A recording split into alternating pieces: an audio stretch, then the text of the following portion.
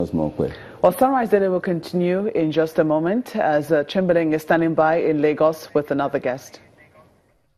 Yes, indeed, Dan. We're going to talk about sports, something that should make everybody happy and not be controversial. We have Bukola Olopade here with us today.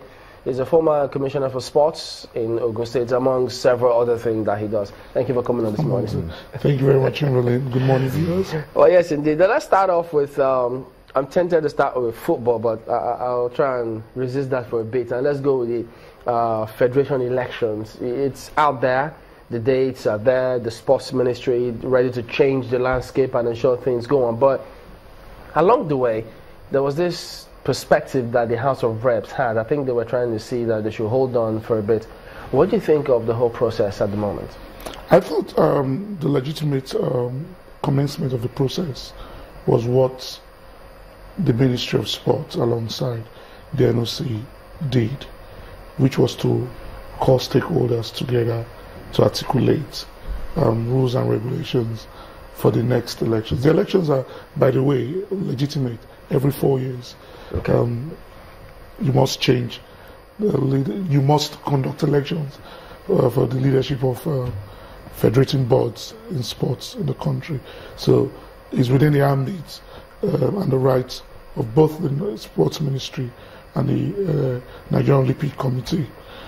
So I thought it was a good place to start. Unfortunately, there were controversies around some of the pronouncements, so to say, by the minister and the sports ministry. I took pain to actually talk to one of the generalissimos of the Ministry of Sports when those pronouncements came out, i.e. buying of people who held international positions in international sporting bodies from contesting the new election, buying of those who had done 8 years as presidents of federations. And what I got from the technocrat at the sports ministry was not convincing enough.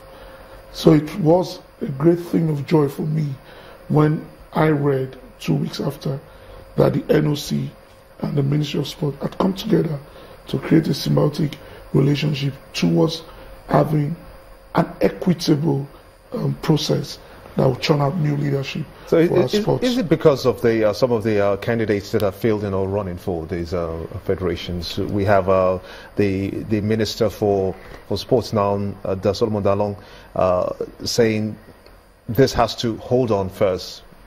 He's pointing at Gumel, Ogba, Ndamosa and others. Is that the reason why this has been? I think the media strategically pointed at those gentlemen, not the minister. But then again, you're correct, because I thought the strategy was aimed at getting a few people out.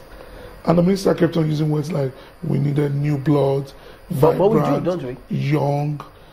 And I sat back and I thought, we need passionate, God-fearing people who can move our sports forward, irrespective of their age. I'm not an ageist. And even the minister doesn't have the moral justification for that. The president of the country that he works for is aged, he's old, with all due respect.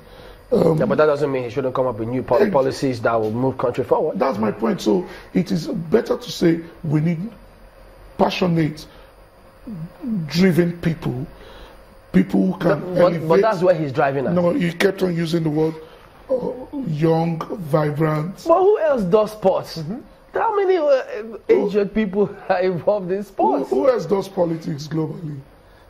Look around the world. But his probably sports. My point is, even in the federal cabinet, where he is a member, there are a lot of great uncles and fathers, and rightfully so. But he doesn't have power to change that. He doesn't also have power to change this. What he should have done was to, and what they've done now, was to create a system that is equitable for all, irrespective of who you are targeting to want to get out of the way. Are the young people coming forward? A lot. And I agree also that we need new blood to complement the work that has been done by these fathers of sports. I totally agree that when new blood comes in, there's a new enthusiasm, there's a new energy to drive sports Plus, when you look at sports today, gradually, we are beginning to tie our aprons to that of the corporate world. Gradually, sporting federations are beginning to raise a lot of money from the private sector because of the new thought process, the new approach.